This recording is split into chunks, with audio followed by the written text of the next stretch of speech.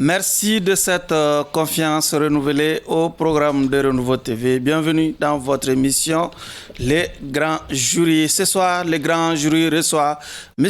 Mamadou Nama Keïta. Il est ancien directeur national des routes, président du conseil d'administration de l'ONG ASSO Plus. Aujourd'hui, fraîchement lauréat du prix africain du développement décroché à Kigali. Nous sommes au niveau du pays de Paul Kagame. Monsieur Keïta, merci de cette toute première comparution devant les grands jurys. Merci. Bonsoir à vous tous. Bonsoir à l'ensemble des téléspectateurs de Renouveau TV. Avec moi pour vous interroger, Abdraman Keïta, il est directeur des publications du journal Le Témoin. Bonsoir Abdraman. Bonsoir Varou. Nous avons Eladjo Chana Takiou, le nombre finalement. Abdraman, vous pouvez me rappeler déjà? Oh, c'est plus. C'est plus. C'est le nombre qui détruit le statut de l'âge. Chana Takiou, merci. Vous êtes directeur de publication du journal Le 22 septembre. Merci beaucoup Barou. L'âge là, ça va continuer. On va doubler ça. Inch'Allah. Inch'Allah. Et je suis Omar B. Sidibé pour ceux qui nous suivent sur la radio Renouveau FM ou la 98.FM. Encore une fois, bienvenue à toutes et à tous dans votre émission Les Grands Jurys. Monsieur Keïta, votre regard déjà sur la composition du jury? C'est un jury que je suis régulièrement quand même. On va essayer de perturber votre confort aussi pour que vous vous approchez un peu au micro. Allez-y. J'ai dit que c'est un jury que je suis régulièrement. De loin. Donc je sais de quoi ils sont capables. Oui, c'est ça que je peux dire pour le moment. D'accord. Abdraman, nous avons l'ancien directeur national des routes. Effectivement, nous avons un invité atypique. Oui. D'habitude, ce sont des hommes publics et politiquement parlant que nous avons en face, bien connus. Aujourd'hui, nous avons un technicien en face qui a quand même un grand background pour avoir géré à plusieurs responsabilités.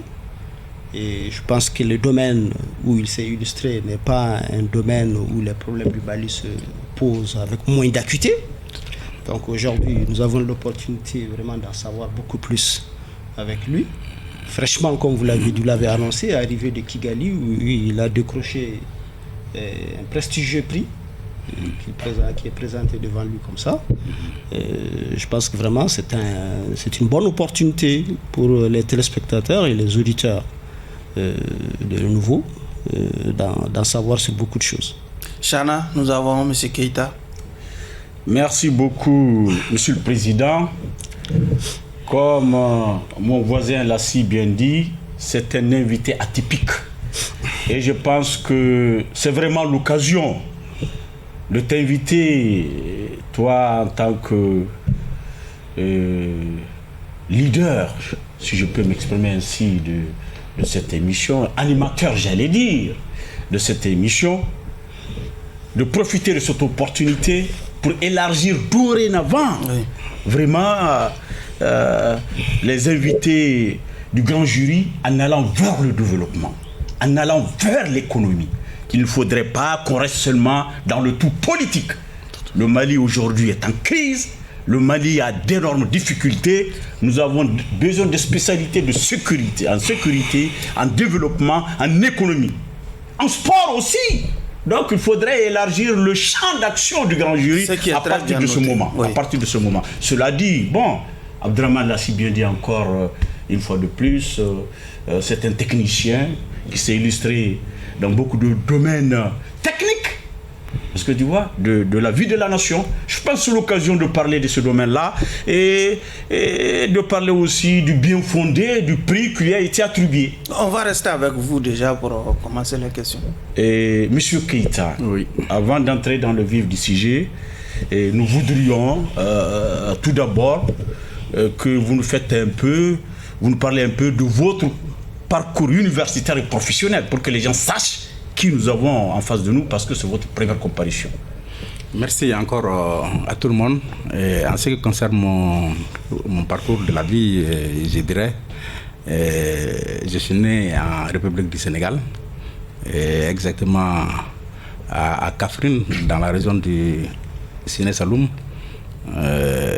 Né là-bas, je peux dire, je suis un enfant d'exilés à l'époque. Les premiers exilés maliens qui se sont retrouvés en République du Sénégal. Et après, vous pouvez parler plus fort et articuler davantage parce que nous... Ok, très bien. Ok. Et donc, on est en République du Sénégal. Ensuite, après les événements de 1968, mon papa qui était un exilé a estimé nécessaire de retourner au pays. Effectivement, c'est ainsi que nous sommes retournés. Donc, j'ai fait le premier cycle fondamental à l'école de Amdalaï Plateau public. Ensuite, le second cycle. Ici à Bamako, hein? Ici à Bamako, à Amdalaï Plateau. Ensuite, le lycée Prosper Camara. Ensuite, je suis rentré à l'école nationale d'ingénieurs en 1989 pour finir en 1993. La première promotion de 5 ans de l'école nationale d'ingénieurs du Mali. Qu'on appelle l'ENI, hein? Qu'on appelle l'école nationale d'ingénieurs Abdraman Baba. Vous avez terminé en 93? Oui, j'ai fini l'école nationale d'ingénieurs. Vous êtes un ancien de l'AM? 1993. J'ai fait partie de ceux qui ont lutté en 1991 dans l'AM. J'étais membre du bureau de l'AM de l'ENI. Dirigé par Agibou ou bien... Non, dirigé par Omar Mariko. Oui, notre bureau était dirigé par Agibou Kone. Agibou Kone, c'est ça, effectivement. Oui, après ça, dans la vie pratique, votre parcours... Oui, après ça, dans la vie pratique, j'ai commencé d'abord avec une société française Hydro-Sahel qui évoluait dans le domaine de l'hydraulique et l'électricité. Une filiale de Bouygues en 1994. Ensuite, j'ai évolué sur un programme des Nations Unies à Mopti, précisément dans la région de Bankas. Ensuite, j'ai poursuivi dans le cadre de ce programme avec l'association française des volontaires de progrès, où nous avons sillonné quasiment toute la région de Mopti. C'était à l'époque la mode des écoles communautaires. Nous avons réalisé beaucoup d'écoles communautaires dans ces zones-là. Et après, un peu quand même fatigué de renouvellement perpétuel de contrat, il faut dire les choses telles qu'elles sont. J'ai dit, et la famille étant aussi, je me suis dit à un moment donné, peut-être il faut regarder cette affaire de fonction publique pour se stabiliser. En 2000, j'ai fait le concours de la fonction publique, j'ai été admis. Voilà, affecté au ministère des Travaux publics, précisément à la direction nationale des Travaux publics, où j'ai fait les stages probatoires à Gao. Ensuite, j'ai gravi au sein de la direction des Travaux publics, et marche par marche, échelon par échelon, toutes les étapes, jusqu'à arriver à être nommé en avril 2015 comme directeur national de Abdraman. Oui, effectivement, le décor est bien planté avec son prix qu'il a ramené peut-être de haute lutte de Kigali. Et dans un pays comme le Mali, vous dirigez, vous êtes quand même le leader d'une ONG au nom de laquelle vous avez acquis ce prix-là. Quelles sont les réalisations qui ont pu vous valoir une telle distinction? Il y a une précision à apporter. Ce prix, le prix du mérite et de l'excellence dans la catégorie des prix africains de développement, parce qu'il y a beaucoup de catégories, ce n'est pas un prix que j'ai acquis dans le cadre de l'activité de l'ONG. Il y a une partie de ça, mais la lettre d'invitation qui m'a été adressée pour me notifier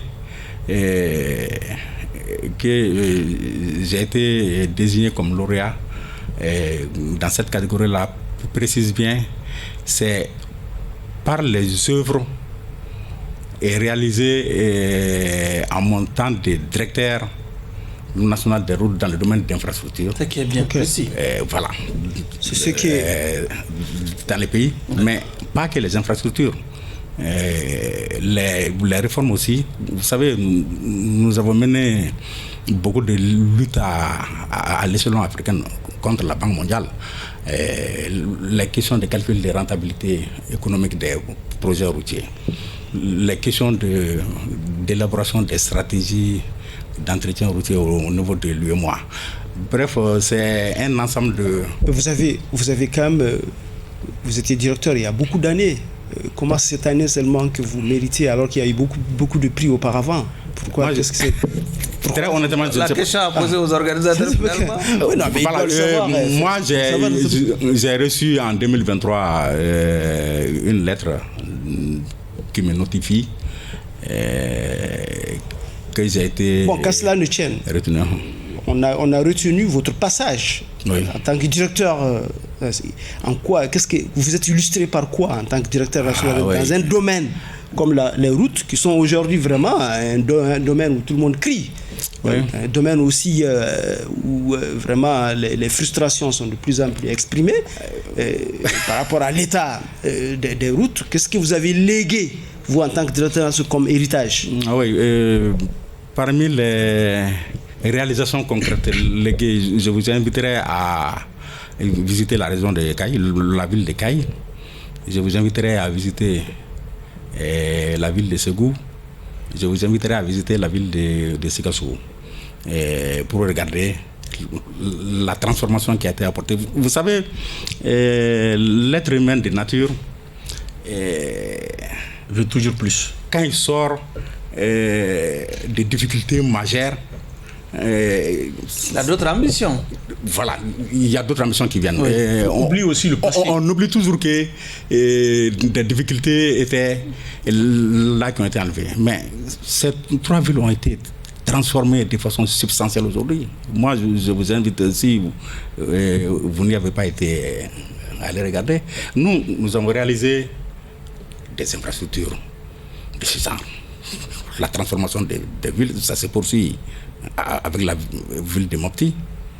Tout ne peut pas se faire en même temps, c'est progressivement. Donc vous revendiquez ce point du bilan du président FIBK? Non, vous savez, moi je n'aime pas personnaliser les actions publiques qui relèvent du domaine de l'État soient attribuées à un chef d'État, qui qu'il soit. Non, ce ne sont pas des œuvres. Surtout que la plupart des œuvres dont vous parlez, les financements ont été acquis bien avant que votre arrivée. Non, moi j'ai dit... Non, prenons Sikasso, prenons Ségou par exemple. Non, les financements ce sont des projets déjà mis en route par AB. Non. Ça c'est autre chose. Vous savez... Par ATT. Non. Non, il y a une grosse confusion que les gens font par rapport à ça. Mais n'imputons pas, moi j'ai horreur de ça, d'imputer les réalisations, même les présidents qui viennent. C'est une aberration que la continuité de l'État. Voilà. C'est la continuité de l'État. Mais précision. Pourquoi? Non. Sauf que les présidents sont les échecs sur la base d'un programme. Si les échecs ont une étiquette, pourquoi les exploits n'en auraient pas? Parce que très souvent, nous entendons par exemple que pendant une telle séquence de... Abdelrahman, encore que on est élu sur la base des programmes qu'on présente aux électeurs. C'est clair. Dans tous les cas, c'est un technicien. Les techniques peuvent s'exprimer comme ça, mais les politiques viennent et les empêchent de les mettre à leur actif ou sur le passif. Justement. On vous comprend.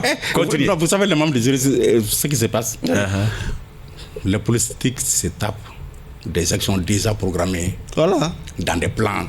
Effectivement, décennaux clairs et nets. Voilà. Donc, c'est clair. Voilà. Bon, et en ce qui concerne les relations, il y a une confusion qui se font. Il y a le projet de l'autoroute Bamako-Ségou, dont le financement avait été mobiliser autant d'ATT. Il n'y avait pas les autres projets là, échangères et autres là. Il y a Monsieur le directeur, c'est une confusion que les gens font. Oui. Quand nous parlons, je vous rappelle, si vous vous rappelez cette formule qui a fait le tour du Mali en son temps, que la route du développement passe par le développement de la route. Vous vous rappelez qu'il avait dit? Ousmane Soufi. Bien sûr. Soufi à l'époque et au-delà. Vous pensez que c'est les routes que vous avez construites dans les villes de Ségou sont les priorités pour le développement? De quelles routes on a besoin réellement pour ce développement? On a besoin de ces routes-là participent au développement, comme les grandes routes dont on a besoin qui rentrent dans le trafic international. Vous savez, allez-y. Nous, on est des techniciens avec des visions. Nous avons travaillé d'abord à l'élaboration d'une politique. C'est la première fois qu'un document de politique a été élaboré. Ça a été élaboré en 2015, adopté en Conseil des ministres en 2016. Une politique d'infrastructure, de transport dans le secteur qui nous décrit. Ah bon? Oui. Les PST 1, les PST 2 et autres là n'étaient pas des politiques? Non. Les PST étaient des projets. Des projets, ok. Tout ça, ce sont des confusions que les gens font. Malheureusement, il y a les projets, il y a le programme, il y a les plans, il y a les stratégies, il y a la politique. Malheureusement, ce que j'ai relevé aussi, généralement, une fois qu'on sort du domaine du projet-programme et qu'on commence à rentrer dans les domaines des plans et stratégies politiques, les cadres maliens ont des maux de tête parce que personne ne comprend plus rien. Mais ce sont des confusions qu'il faut lever. J'étais en train de dire que nous avons travaillé à l'élaboration d'une politique qui donne une vision du développement des infrastructures de transport jusqu'à l'horizon 2035. Ça, c'est un document de politique merveilleux qui est là, dont le premier plan d'action a coïncidé avec la présidence de Ibrahim Boubacar Keïta. Un premier plan d'action prioritaire que, Dieu merci, nous avons exécuté, je peux dire, à 95%.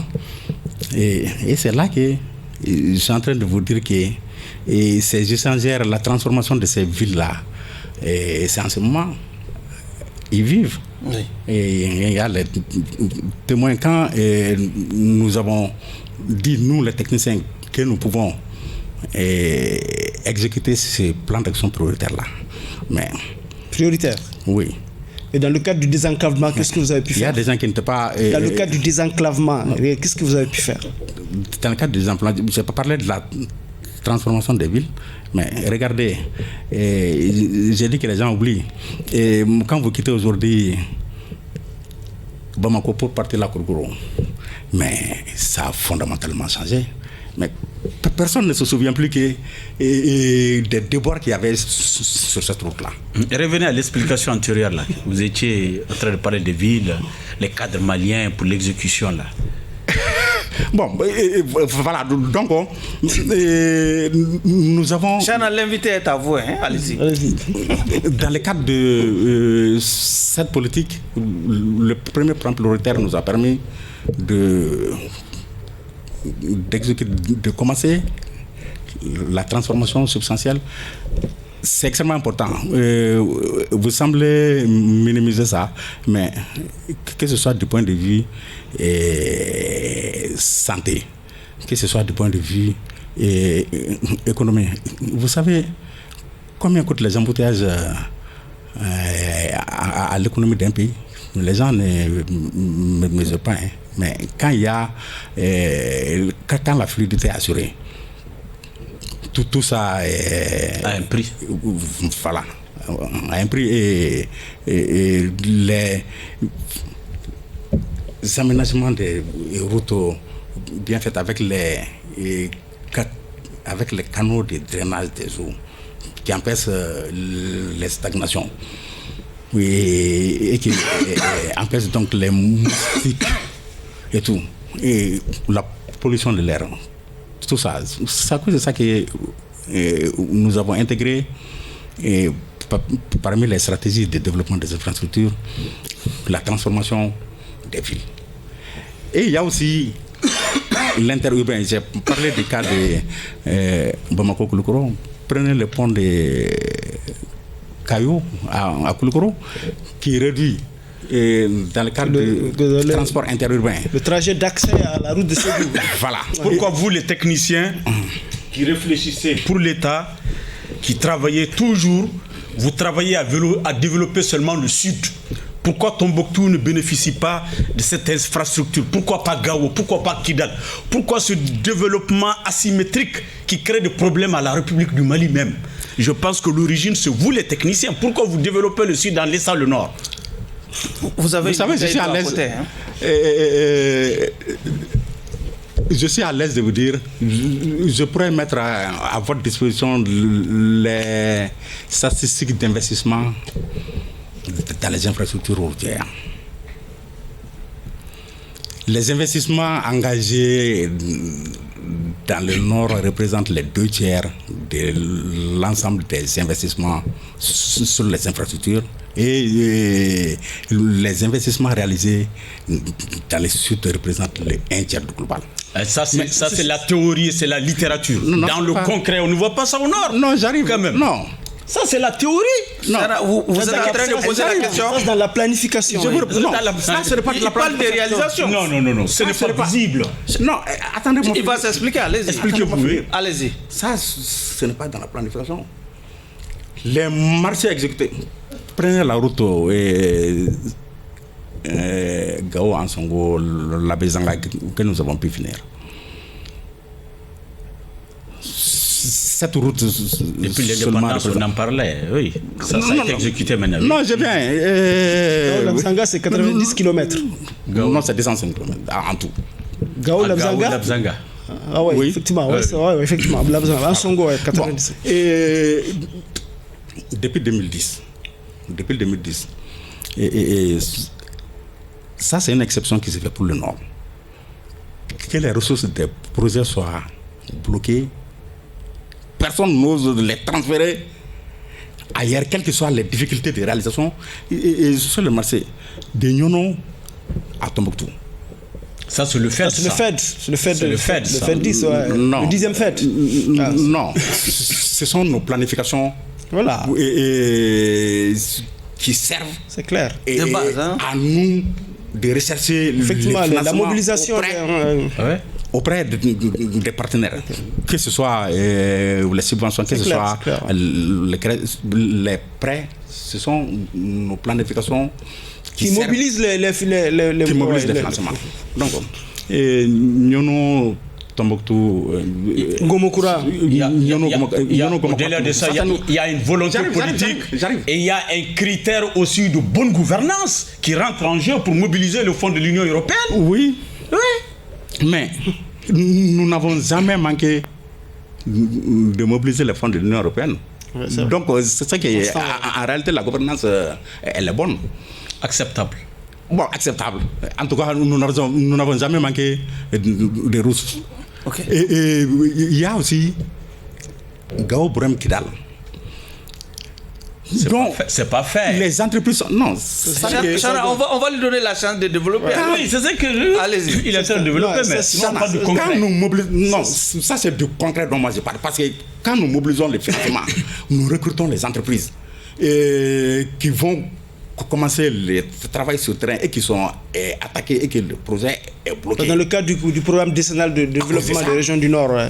Ça, c'est autre chose. Mais cela ne veut pas du tout dire que les efforts ne sont pas faits pour que donc vous imputez le déficit d'efforts à l'insécurité qui sévit au septentrion du Mali. Tout à fait. Allez-y, Abdraman. Oui. Il se pose aussi, parmi les questions qui se posent, la question d'entretien des routes. Oui. Et puis d'ailleurs même de leur fiabilité. Depuis à l'origine, il a parlé de questions de gouvernance. Oui. Les gens, beaucoup de gens se disent qu'en réalité, l'état même de route, dès le départ, ne répond pas aux normes. Aux normes, oui, effectivement, ne répondent pas aux normes. Et il s'ensuit qu'en réalité, à la pratique, la praticabilité de ces routes-là est très vite mise en mal, bien sûr, quand même, à l'épreuve. Qu'est-ce que vous avez à nous expliquer qu'est-ce que vous avez à nous expliquer par rapport à cet entretien de routes pour lesquelles il y a quand même des fonds, et puis l'état même des routes qui nécessitent très vite des entretiens alors qu'ils sont supposés être fiables sur beaucoup d'années. Vous savez, là aussi, il y a des confusions terribles qui se font moi, j'ai observé même que même les hautes autorités sont tombées dans ces confusions-là.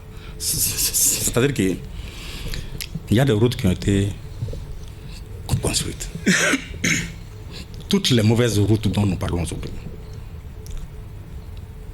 sont des routes qui ont été construites, entretenues, qui ont fini leur vie. Ils sont usés. Complètement usés. C'est-à-dire cancer dernier degré. Qui sont au stade de dernier degré de cancer. Ah bon? Depuis 2018, quand j'étais encore directeur, j'ai dit, l'interview existe dans les chaînes de télévision. Et tant que nous ne reconstruirons pas ces routes-là, chaque année, nous mettrons de l'argent pour les entretenir. Ce n'est pas de l'entretien. Ouais. Et on vient de faire les rafistolage. Voilà.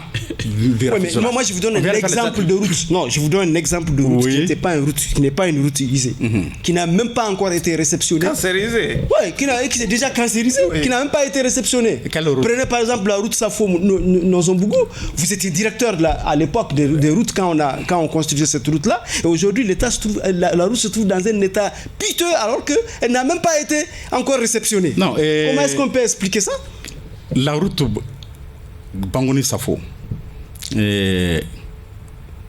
Non, je prends le tronçon. Non, je réponds. Voilà, le tronçon déjà réalisé. Prenons le tronçon déjà réalisé, c'est-à-dire Dialakoroji, Nozombougou. Oui. Ça c'est déjà réalisé. Oui. Mais aujourd'hui, on voit partout, ce sont des nids de poules partout.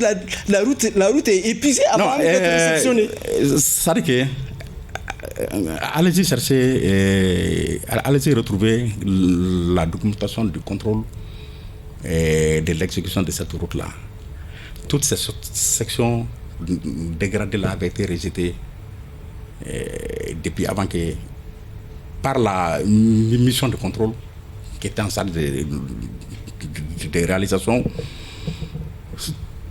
toutes ces zones-là avaient été rejetées par le bureau de contrôle. Par le bureau de contrôle. C'est écrit ça, donc ce n'est pas réceptionnable. Non, ce n'est pas réceptionnable. Okay. Ce n'est pas réceptionnable. En fait, qu'est-ce qui s'est passé à ces endroits-là? Oui. Cette entreprise avait fini de réaliser la couche qu'on appelle couche de base. C'est une couche intermédiaire en matière de construction routière. Bon, pour ne pas laisser les plus dégradés suffisamment, cette couche, ils ont retenu entre eux, ils ont combiné entre eux, et pour protéger cette couche-là. Par une couche. Ils vont faire une couche de protection. En fait, après, tout le travail devait intervenir sur ça. Entre-temps, il y a eu la crise. Donc c'est à reprendre. Vous voulez nous dire que c'était une route à reprendre. Vous voulez nous dire que l'entreprise qui a effectué les travaux n'ont pas été payés? Parce que c'est ça le problème au Mali. On lutte contre la corruption, mais au niveau de route, il y a trop de vous m'excusez, de saleté entre guillemets. Rarement nous entendons le contrôle des services publics ou le vérificateur général épingler une entreprise ou un bureau de contrôle par rapport aux routes. Alors que très souvent, on nous dit que ce sont les bureaux de contrôle même qui sont en complicité avec les entreprises, pour certaines réceptions. Est-ce que vous en tant qu'ancien directeur, est-ce que vous avez constaté au moment où vous étiez en fonction des complicités de certains bureaux de contrôle, ou malgré des réserves, que ces entreprises soient payées par l'État avec des complicités que l'on sait souvent. C'est extrêmement difficile qu'une entreprise qui a fait un travail qui n'a pas été réceptionné soit payée. Difficile, mais pas impossible. En tout cas, moi, je n'ai pas connaissance. C'est-à-dire, moi, je ne sais pas dans quel genre de pays c'est la PC pour produire. Parce que le minimum en matière de gestion, c'est le respect des règles. Qui peut s'offrir le luxe de payer un travail qui n'a pas été techniquement réceptionné, validé? Non. Dans aucun pays sérieux, ça ne se fera pas. En tout cas, sur Bangoni, il n'y a pas eu de paiement sur ces travaux-là qui n'ont pas été réceptionnés. Et le bureau de contrôle, la supposée complicité du bureau de contrôle. Ça se dit quand même, hein? Bon, non. Oui.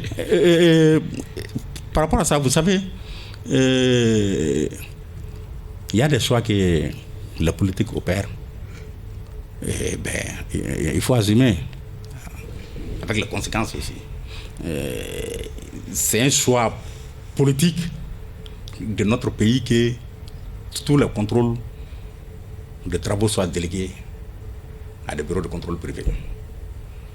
Voilà. Quel est votre rôle en tant que direction nationale? Vous ne contrôlez pas, vous ne faites rien? Non, la direction des routes. Vous êtes spectateur? Contrôle. Non.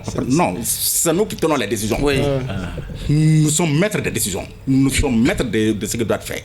Mais le contrôle de la qualité de ce que nous exigeons de faire est délégué ailleurs au bureau de contrôle privé. Monsieur le directeur. C'est un choix qu'il faut... Personne ne peut contrôler ce bureau de contrôle-là. Vérifier si vraiment... je ne sais pas. Non, mais si, on peut de temps en temps, et on le fait de temps en temps, à l'aide de nos laboratoires et à l'aide de notre institut de géographie, on peut commanditer de temps en temps des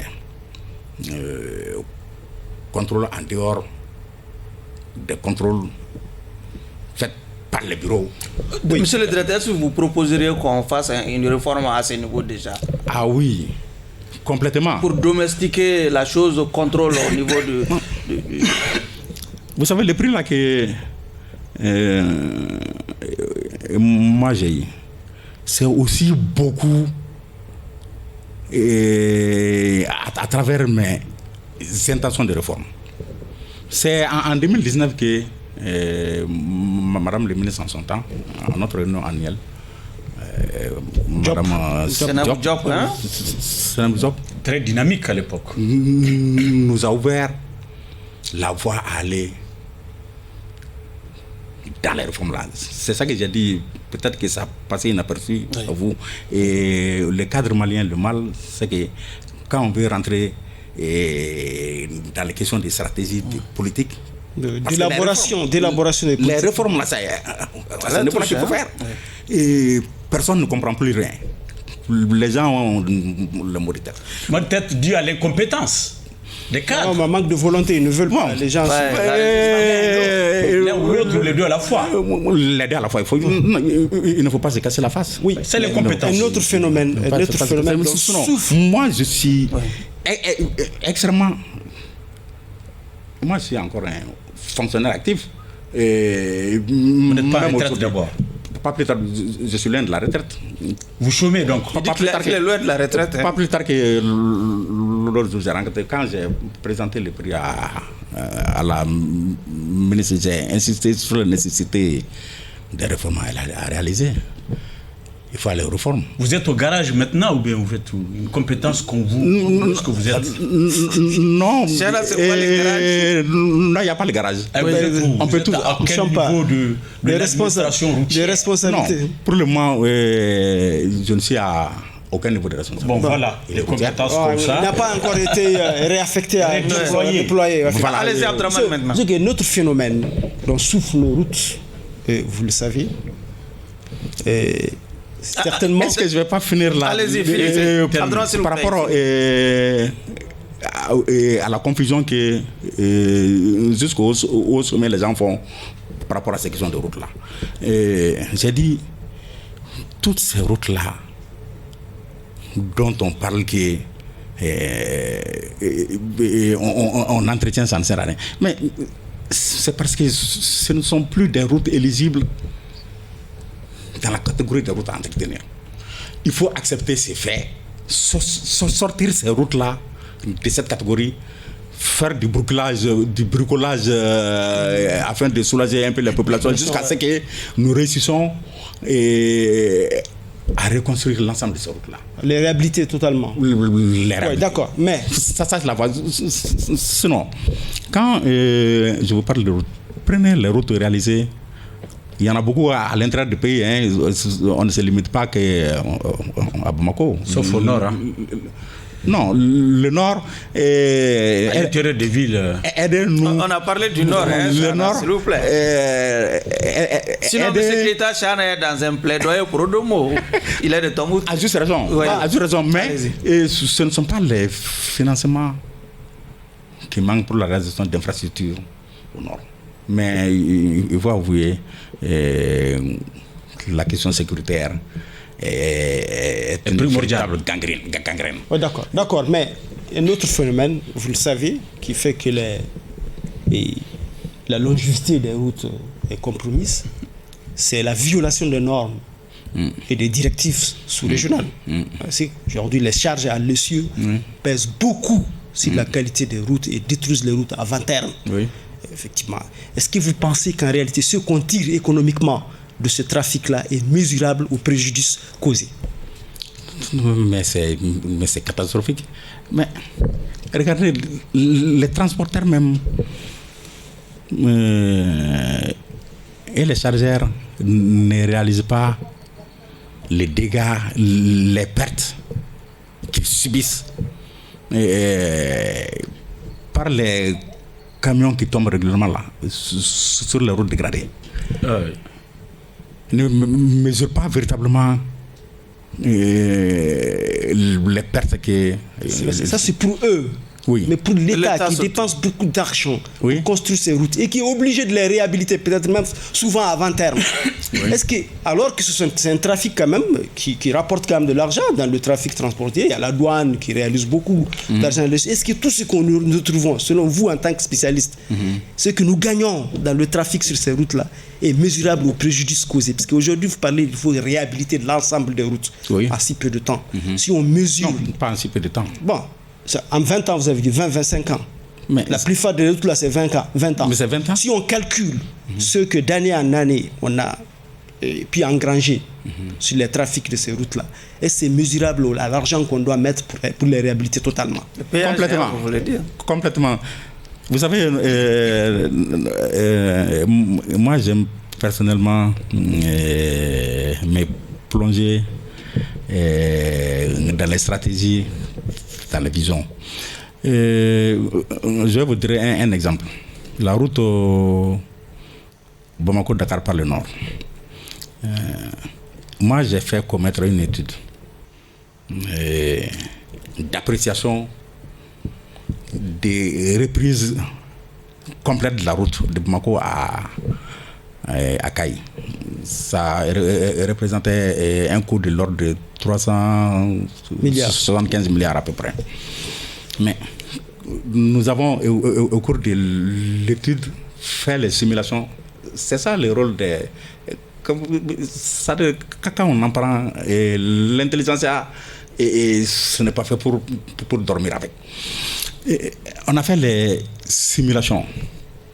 On est arrivé au résultat que, avec 5 postes de péage installés entre Bamako et Kayi, la route est entièrement reprise avec les standards que nous avons repris. Ça s'autofinance. Ça aussi, c'est une autre question.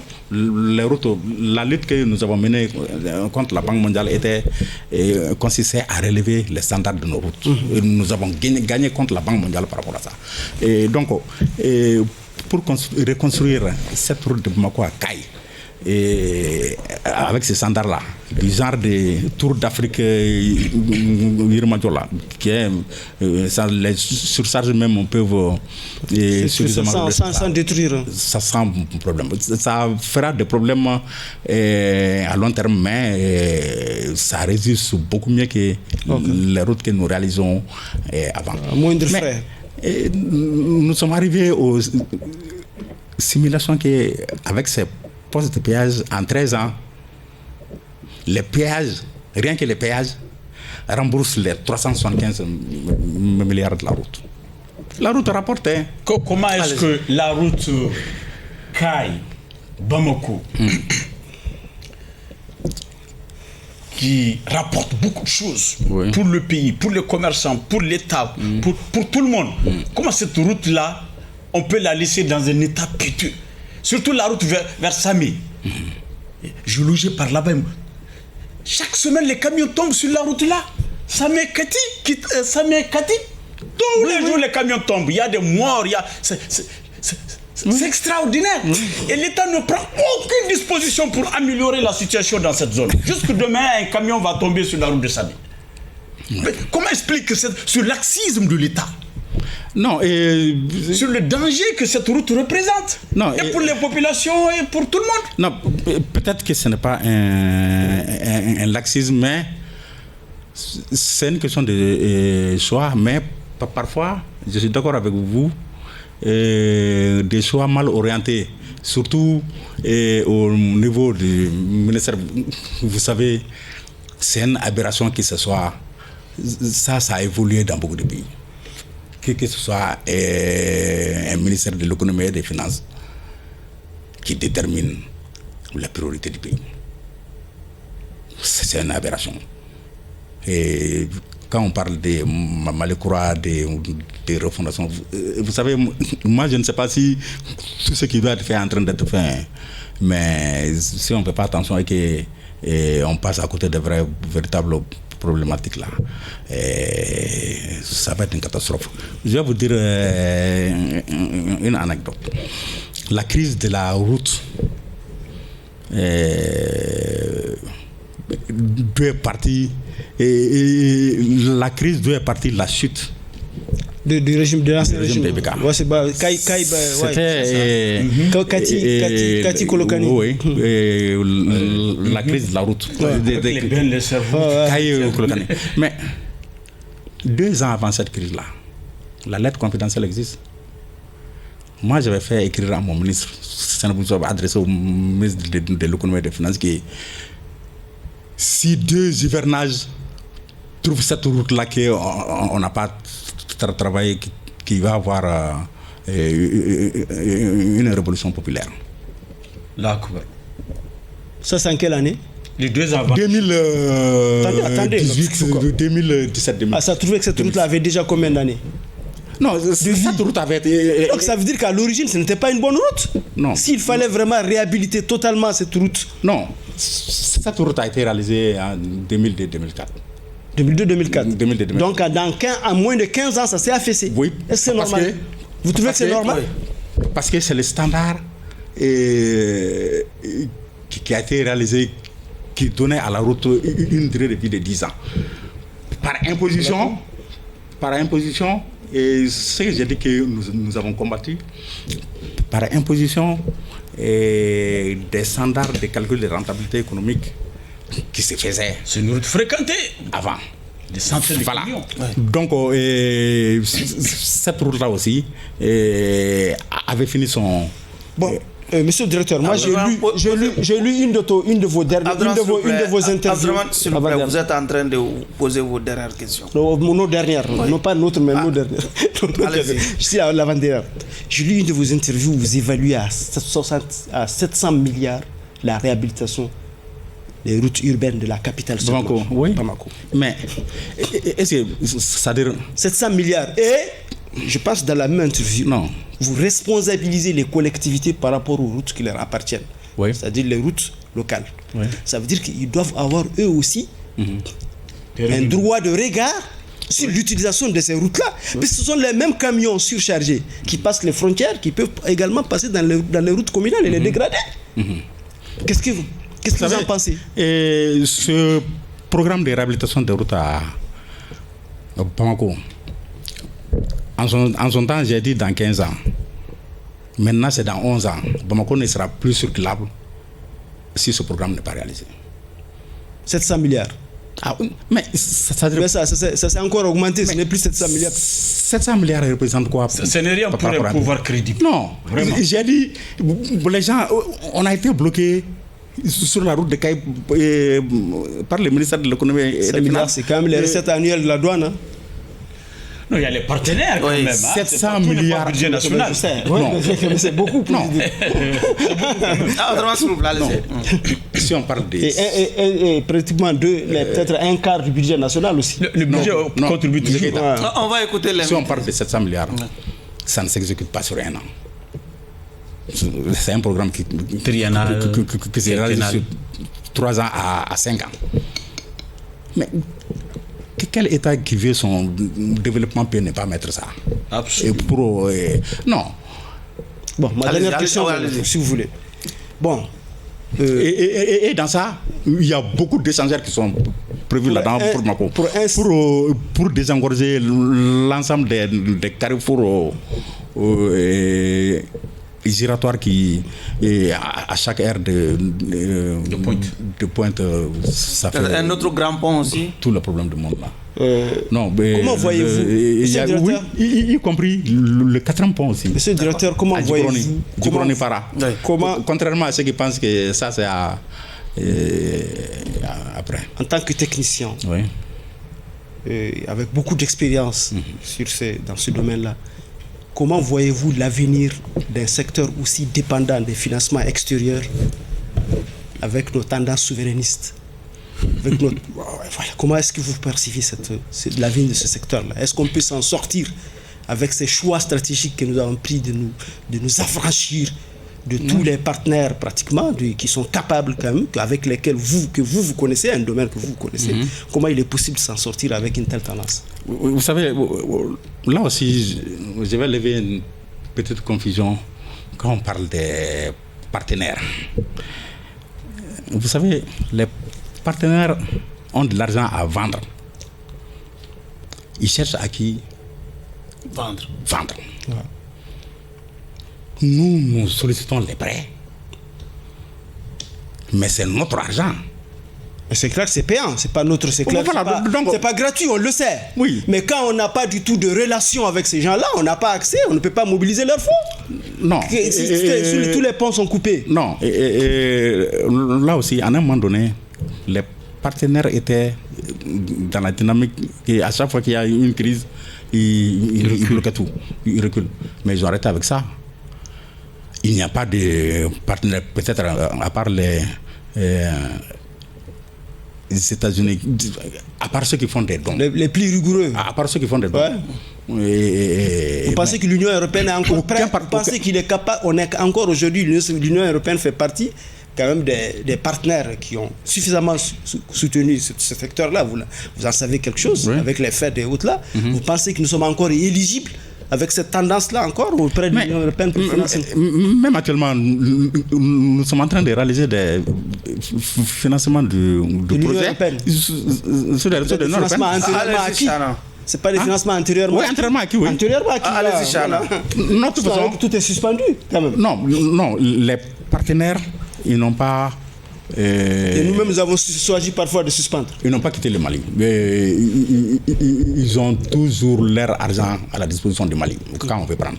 Et même en dehors de ça, vous savez, dans la politique que nous avons élaborée, nous y avons intégré en termes de financement de projets d'aller vers des nouvelles sources de financement. C'est ça que j'ai dit que nous avons fait une simulation sur la route de Bamako-Kayi. Et c'est valable sur toute la route. D'accord. Allez-y. Vous avez raison quand vous dites que les partenaires ont de l'argent à vendre. Pas plus que la semaine passée, le Sénégal a eu auprès du FMI 166 milliards de nos francs CFA. Ben, Bamako de plus en plus devient un gros village. Ouais. Est-ce que vous avez une vision par rapport à Bamako? Qu'est-ce qui doit changer à Bamako? Pour la fluidité de la circulation. Oui, pour la fluidité, il y a le programme de 700 milliards qui a été déballé depuis en 2018. J'ai dit, il y a ce programme, il y a le projet de construction d'un 4e pont à Bamako. Dans quelle zone, le 4e pont? Ça, c'est à Djikroni. Non, c'est pas Djikroni. C'est à Djikroni, les 30 mètres de Djikroni. Djikroni, vers le marché, de quel côté de Djikroni? Les 30 mètres. C'est où on appelle exactement. Non, on ne comprend pas, on ne connaît pas. Non, il y a une station. Est-ce que c'est vers Moussa Traoré? Non, c'est loin. Il y a une station Shell en partant vers Sebenikoro. Il y a une station Shell à droite. C'est assez. Du restaurant Sibi. Pour aller à Hamdallah Assi. Ça rentre à Hamdallah Assi. Non. C'est vers la gare. C'est vers la gare. Oui. Voilà, ça va au fleuve. Et la gare de Guinée, là. Et la réhabilitation depuis ce point jusqu'à la Tour d'Afrique. Et élargir cette route-là, tout ça. Et il y a 14 échangeurs à l'intérieur de la ville de Bamako prévu dans le cadre de la réalisation de ce projet. Mais il y a 14 échangeurs. Il y a 14 échangeurs qui sont prévus. Avec c'est-à-dire élargir les voies. Ça suffit pour un programme présidentiel. D'accord. Non, mais ça veut dire que oui, les présidents peuvent toujours s'approprier les plans. Il n'y a pas de problème. D'accord. L'essentiel, c'est de les réaliser. On n'a pas posé de questions au président de l'ONG. Parce que jusque-là, c'est le directeur national de... Vous aviez le choix de le faire, malheureusement. Le directeur national. Oui, malheureusement. Vous voulez vraiment... Il faut s'il peut nous dire qu'en tant qu'ONG, vous êtes versé même dans le domaine de la paix. Oui, tout à fait. Dans le cadre de votre ONG. Quelle est votre approche pour sauver la paix après que les partis ont tourné le dos à l'accord d'Alger? Comment est-ce que vous voyez, puisque vous êtes surtout dans le domaine de la prévention de la paix, qu'est-ce que vous avez pu faire dans ce domaine? Ce qui me gêne un peu, il est toujours fonctionnaire, et comment est-ce qu'il gère aussi nos ONG? Je ne comprends pas la situation de ces fonctionnaires. Non, c'est ça que j'ai dit. Non, c'est ça que j'ai dit. Non, un fonctionnaire qui gère. Non, c'est à cause de ça. Non, je ne gère pas. C'est à cause de ça que quand il a écrit président, j'ai rectifié. J'ai dit, je suis le président du conseil d'administration. Il n'est pas exécutif. C'est une nuance très claire et très nette. Vous n'êtes pas exécuteur. Quelles sont vos approches, effectivement, pour sauver la paix au Mali? Il faut le dialogue. Il faut le dialogue. Nous sommes en train de travailler sur d'ailleurs en son temps avec notre ONG, la MINUSMA nous avait beaucoup appuyé pour les règlements et la prévention et les règlements des conflits dans les mandats par le dialogue. Et pour cette question du Nord là, moi j'ai dit nous serons perdants tant que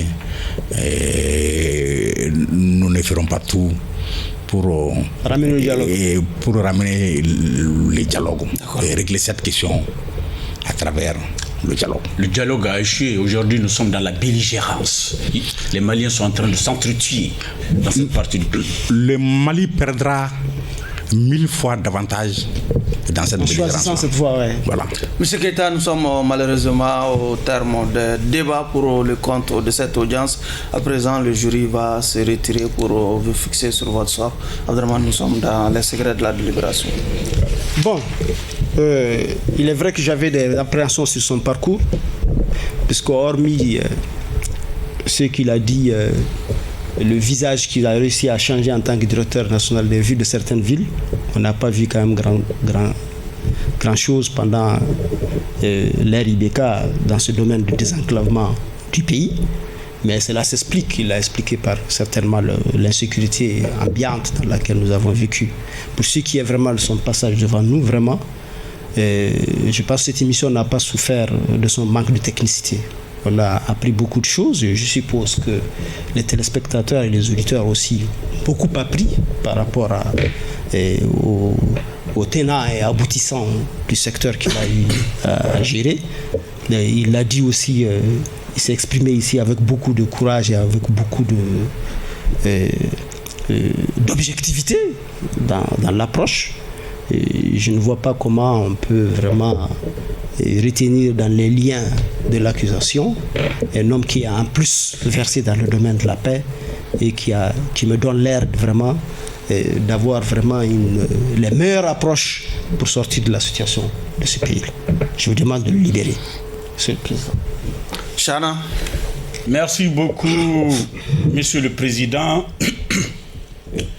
Merci pour avoir déniché cet invité atypique. Excusez-moi, je suis un peu enrhumé. Monsieur le Président, je le répète encore, l'émission doit s'élargir pour aller dans les questions de développement, pour aller dans les questions économiques, dans les questions sportives. Le tout politique a montré ses limites, surtout dans cette situation d'exception où les gens ont peur de parler.